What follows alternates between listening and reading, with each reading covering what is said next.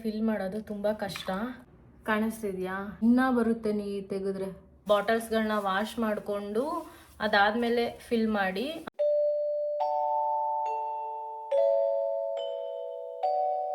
Hello, ಎಲ್ಲರೂ ಹೇಗಿದ್ದೀರಾ? ಎಲ್ಲರೂ ಆರಾಮಾಗಿದ್ದೀರಾ ಅಂತ ಅಂದ್ಕೊಂಡಿದ್ದೀನಿ. And welcome back to my channel.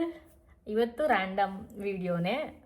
ಆದಷ್ಟು ನಾನು ಏನು ಮೆನ್ಷನ್ ಮಾಡೋಕ್ಕೆ ಹೋಗಲ್ಲ, ಎಲ್ಲನೂ ಕೂಡ ರ್ಯಾಂಡಮಾಗಿ ಅವಾಗಿಂದ ರಿಯಾಲಿಟಿಗೆ ವರ್ಕ್ ಮಾಡೋಣ ಆಯಿತಾ. ರಿಯಾಲಿಟಿನ ಕ್ಯಾಪ್ಚರ್ ಮಾಡೋಣ ಅಷ್ಟೇ.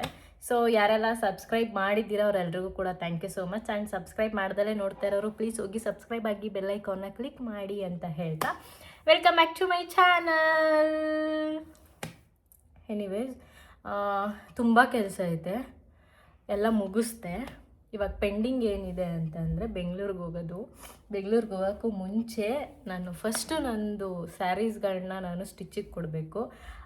ಆಗಿಲ್ಲ ಅಂತಂದರೆ ತುಂಬ ದೊಡ್ಡ ಕಷ್ಟ ಆಗ್ಬಿಡುತ್ತೆ. ಸೊ ಅದನ್ನು 2 ದಿನದಿಂದ ನಾನು ಓಡಾಡ್ತಾ ಇದ್ದೀನಿ. ಅದು ಇನ್ನೂ ಆಗಿಲ್ಲ, ಅವ್ರು ನನಗೆ ಕೈಗೆ ಸಿಗ್ತಾನೇ ಇಲ್ಲ. ಸೊ ಇವತ್ತು ಇಲ್ಲ ಬಂದು ಕೊಟ್ಟು ಹೋಗಿರ್ತೀನಿ, ಅಳತೆ ಬ್ಲೌಸ್ನೂ ಕೊಡ್ತೀನಿ, ಫೋನ್ ಮಾಡಿ ಅಂತ ಹೇಳಿದ್ದೀನಿ. ನೋಡೋಣ ಏನಾಗುತ್ತೆ ಅಂತ. ಇತ್ತೀಚೆಗೆ ತುಂಬ ಕಣ್ಣು ಪೇಯ್ನ್ ಆಗ್ತಾ ಇದೆ ನನಗೆ. ಬಟ್ ಕೆಲವೊಂದು ಸೀರೀಸ್ಗಳನ್ನ ಪೆಂಡಿಂಗ್ ಇಟ್ಕೊಂಡಿರೋದಕ್ಕೆ ಇನ್ನೇನು ಕೆಲಸ ಮಾಡುವಾಗೆಲ್ಲನೂ ಸೀರೀಸ್ ನೋಡಿಕೊಂಡೇ ಕೆಲಸ ಮಾಡ್ತೀನಿ. ಯಾವುದಾದ್ರೂ ಮೂವಿ, ಸೀರೀಸ್, ಯಾವುದಾದ್ರೂ ಒಂದು ಎಪಿಸೋಡು, ಪಾಡ್ಕ್ಯಾಸ್ಟ್, ಇನ್ನೊಂದು ಮತ್ತೊಂದು, ಆವಾಗ ಅದರಲ್ಲೂ ನೋಡ್ತಾ ಇರ್ತೀನ. ಮತ್ತೆ ವೀಡಿಯೋ ಮಾಡಿರ್ತೀನಲ್ಲ, ಅದು ಎಡಿಟಿಂಗ್ ಮಾಡುವಾಗ್ಲೂ ಸ್ಕ್ರೀನ್ದ ಕಂಪ್ಲೀಟಾಗಿ ಐ ಥಿಂಕ್ ಕಣ್ಣು ತುಂಬ ಪೇಯ್ನ್ ಆಗ್ತಾಯಿದೆ. ಆಲ್ಮೋಸ್ಟ್ ಈವ್ನಿಂಗ್ ಟೈಮ್ ಗ್ಲಾಸ್ ಹಾಕೋತೀನಿ, ಬೇರೆ ಟೈಮಲ್ಲೆಲ್ಲ ಹಾಕಲ್ಲ. ಅದೇ ಪ್ರಾಬ್ಲಮ್ ಅಂತ ಅನಿಸುತ್ತೆ.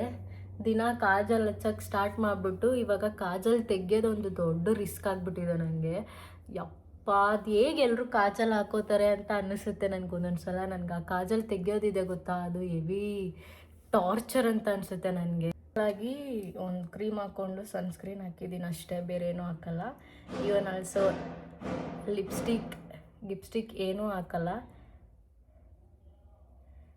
ಏಕೆ ಅಂದರೆ ಟ್ರಾವೆಲ್ ಮಾಡೋದಲ್ಲ, ಅದಕ್ಕೆ ಸಾಕು ಇಷ್ಟೇ, ಸಿಂಪಲ್ಲಾಗಿ. ಫೈನಲಿ ಒಂದು ಲಿಪ್ ಬಾಮ್ನ ಖಾಲಿ ಮಾಡಿದ್ದೀನಿ. ಇದು ಖಾಲಿ ಆಗೋಯ್ತು, ಫುಲ್ ಖಾಲಿ ಆಗೋಗಿದೆ. ಹಾಕ್ಬಿಟ್ಟಿದ್ದೀನಿ, ಫುಲ್ಲು ತೋಡ್ಕೊಂಡು ಖಾಲಿ ಮಾಡಿದ್ದೀನಿ ಇಷ್ಟೇ. ಆದರೂ ಫಿಲ್ ಮಾಡಿಬಿಟ್ಟು ಇಡೋಣ ವ್ಯಾಸ್ಲಿನ್ ಏನಾದರೂ ಅಂದ್ಬಿಟ್ಟು ಇಟ್ಕೊಂಡಿದ್ದೀನಿ, ಇಲ್ಲಾಂದಿರೋ ಬಿಸಾಕ್ಬಿಡ್ತಾಯಿದ್ದೆ. ಫಸ್ಟ್ ಇವಾಗ ಅಪ್ಪಿ ಬರೋ ಅಷ್ಟರಲ್ಲಿ ಎಲ್ಲ ಕೆಲಸ ಮಾಡಬೇಕು ಅಂತಂದ್ಬಿಟ್ಟು ಎಲ್ಲ ಮುಗಿಸಿದ್ದೀನಿ. ಸಾಕಿಷ್ಟೆ.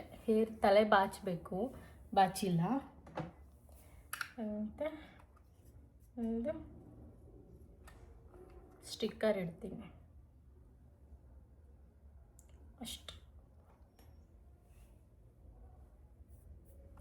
ಅಷ್ಟೇ.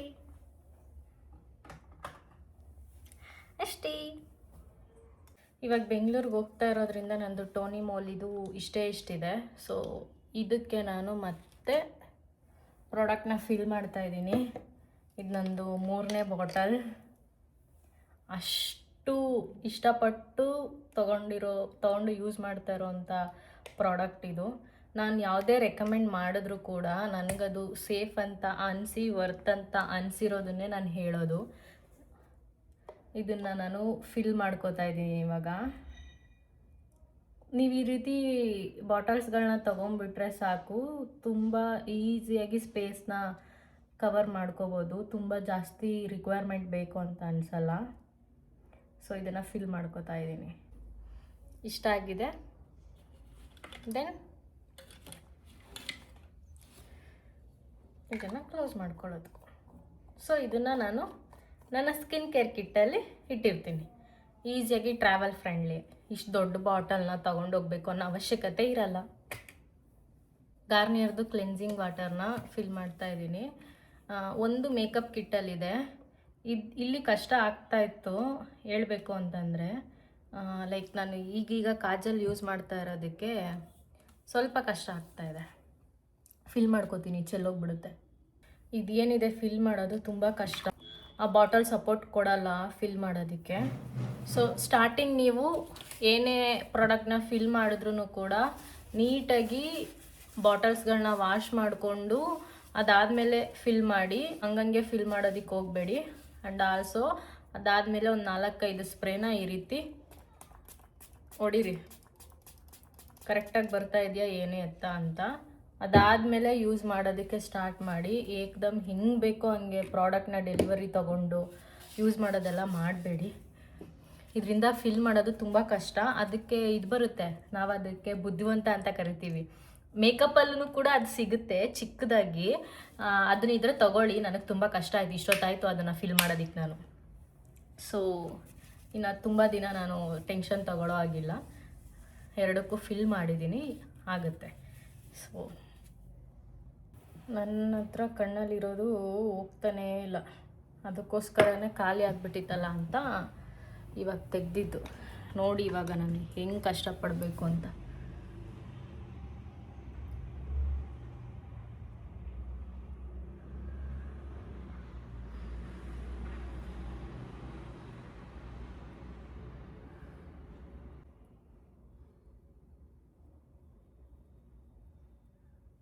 ಫುಲ್ಲು ಗಟ್ಟಿಯಾಗ್ಬಿಟ್ಟಿದೆ ಅದು.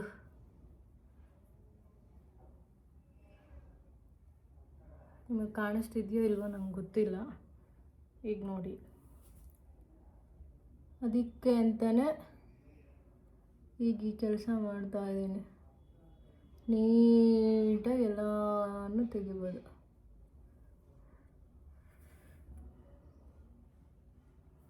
ಇಷ್ಟು ಧೂಳಿದೆ ನೋಡಿ. ಅದರಲ್ಲಿ ಒಂದು ಸ್ವಲ್ಪ ಪ್ರಾಡಕ್ಟ್ ಇರುತ್ತೆ, ಬಿಕಾಸ್ ಇವಾಗ ಸ್ಕಿನ್ ಕೇರ್ ಮಾಡಿದೆ ಅಲ್ಲ,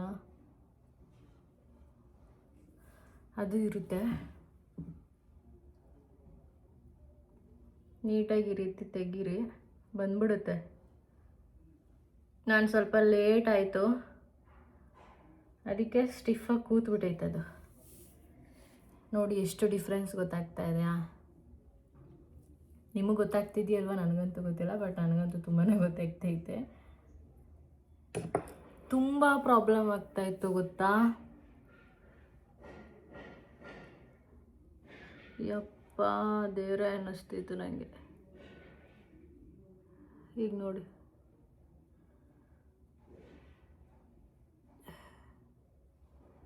ಎಷ್ಟು ಈಸಿಯಾಗಿ ಬಂದ್ಬಿಡುತ್ತೆ. ಅದಕ್ಕೆ ನಿಮ್ಮ ಕಿಟ್ಟಲ್ಲಿ ಈ ಕ್ಲೆನ್ಸಿಂಗ್ ವಾಟರ್ನ ಇಟ್ಕೊಳ್ಳಿ, ಆಯಿತಾ? ಯಾರೆಲ್ಲ ಮೇಕಪ್ ಆರ್ಟಿಸ್ಟ್ ಇರ್ತಾರೋ ಅವ್ರಿಗೆ ಗೊತ್ತಿರುತ್ತೆ.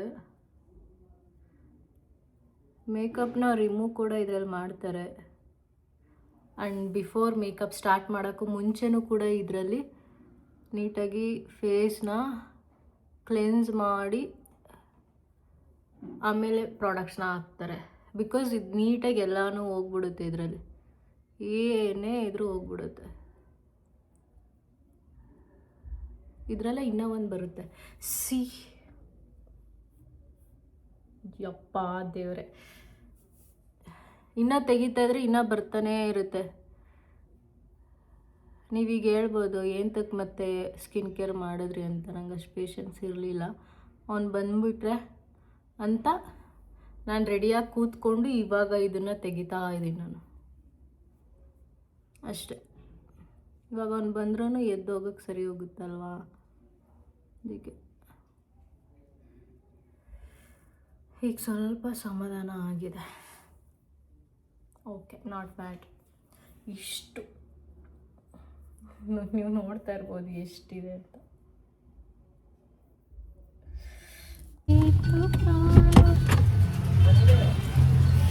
ಸದ್ಯಕ್ಕೆ ಇಲ್ಲಿ ಬಂದಿದ್ದೀನಿ. ಅವ್ರು ಯಾರೂ ಇಲ್ಲ ಅನಿಸುತ್ತೆ, ಬಟ್ ಆದರೂ ನಾನು ಕೊಟ್ಬಿಟ್ಟು ಹೋಗ್ತೀನಿ. ಅಪ್ಪಿ ಹಂಗೆ ಸೀರೆ ತಳ್ಳು, ಸೀರೆ ಕವರ್ ತಳ್ಳು. ಇನ್ನೊಂದು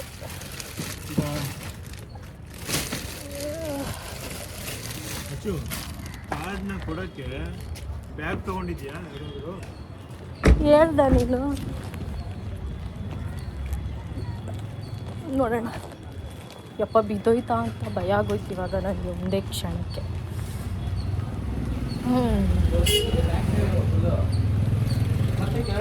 ಅಂಕಲ್ ಇಲ್ವಾ, ಆಂಟಿ ಇಲ್ವಾ?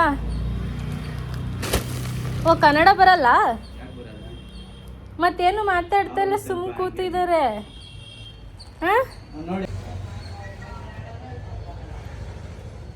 ಮಾಡುತ್ತಿರುವ ಸಂಖ್ಯೆ ಪ್ರಸ್ತುತ ಸ್ವಿಚ್ ಆಫ್ ಹಾಕೋತೀವಿ. ಸರಿ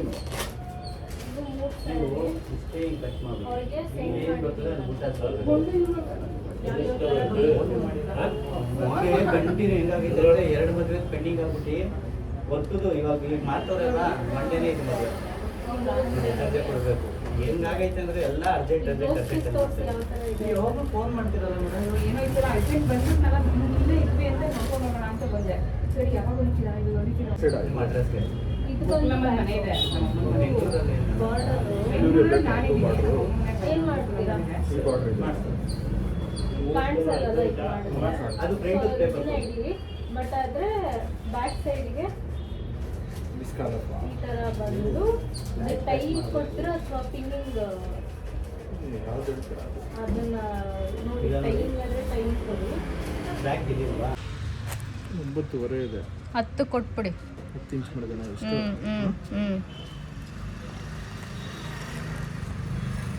ಓಕೆನಾ? ಇನ್ನೇನು ತೊಂದರೆ ಇಲ್ಲ. ಫ್ರಂಟು ಕೂಡ ಕರೆಕ್ಟಾಗಿದೆ. ಡೀಪು ಎಷ್ಟಿದೆ ನೋಡಿ, ಡೀಪು ಫ್ರಂಟು ಬ್ಯಾಕ್ ಇದು ಫ್ರಂಟ್ ನೋಡಿ.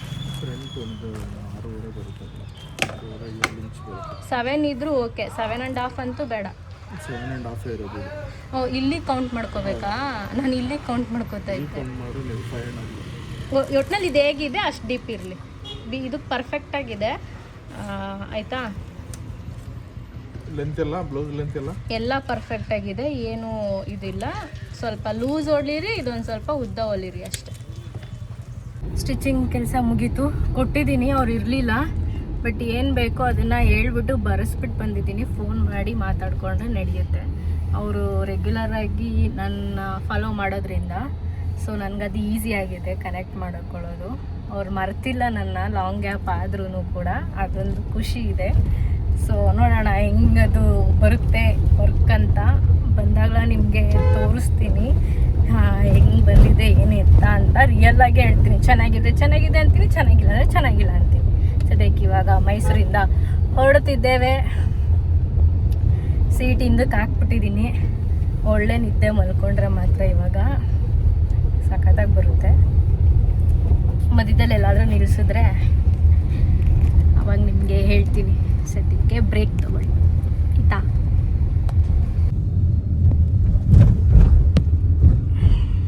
ಬಂದು ಹೋಗ್ಬೋದು, ಸ್ಟ್ರೈಟು ಹೋಗ್ಬೋದು, ನೋಡ್ಕೋಬೇಕಿದ್ರೆ. ಮಾಡಕ್ ಕಷ್ಟ ಅಲ್ಲ ನಿನಗೆ? ನಾನು ಇದನ್ನ ತಾನೇ ಹೇಳಿದ್ದು. ಸ್ಟ್ರೈಟ್ ಕೋಣೆ ಹಿಂಗೂ ಹೋಗ್ಬೋದು, ಹಿಂಗೂ ಹೋಗ್ಬೋದು, ಎರಡು ಕಡೆನೂ ತೋರಿಸ್ತು ಅಪ್ಪಿ.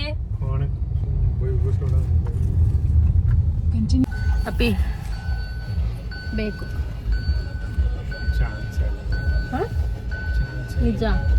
ನೀವತ್ತು ಕೊಡಿಸ್ತಲೇ ಬಿಡ್ದಿ ಪಾಸ್ ಆಗ್ಬಿಡು. ಏನ್ ಮಾಡ್ತೀಯ? ಆಮೇಲೆ ಐತೆ. ಏನ್ ಮಾಡ್ತೀಯ? ಆಮೇಲೆ ಐತೆ. ಏನ್ ಮಾಡ್ತೀಯ ಮಾಡ್ಕೊ. ಆಯ್ತು. ಒಂದು ಪ್ಲೇಟ್ ಇಡ್ಲಿಗೆ ಮುದ್ದೆ ಉಪ್ಸಾರು ಮಾಡೋರೆ ನುಂಗ್ದಲೆ ಮಧ್ಯಾಹ್ನ ತಾನೆ. ಅವೆಲ್ಲ ಬೇಡ. ಈಗ ಇಡ್ಲಿ ಕೊಡಿಸ್ತೀಯ ಕೊಡಿಸಲ್ವಾ?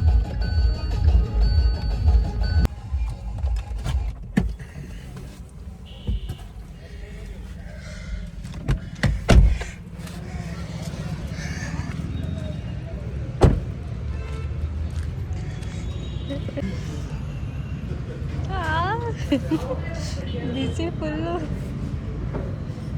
ಬೆಣ್ಣೆ ಗುರು, ಹೆಂಗೆ ಮರೆಯೋಕ್ಕಾಗುತ್ತೆ ಹೇಳು? ಇಲ್ಲಿವರೆಗೂ ಬಂದಮೇಲೆ ಇದನ್ನು ತಿಂದೆ ಹೋಗ್ದೆ ಅಷ್ಟೇ.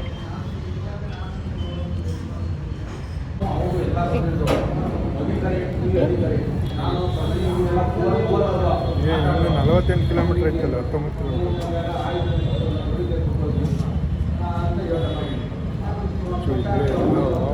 ಸರಿ ಆಯ್ತು ಹೋಗ್ಬಿಡೋಣ.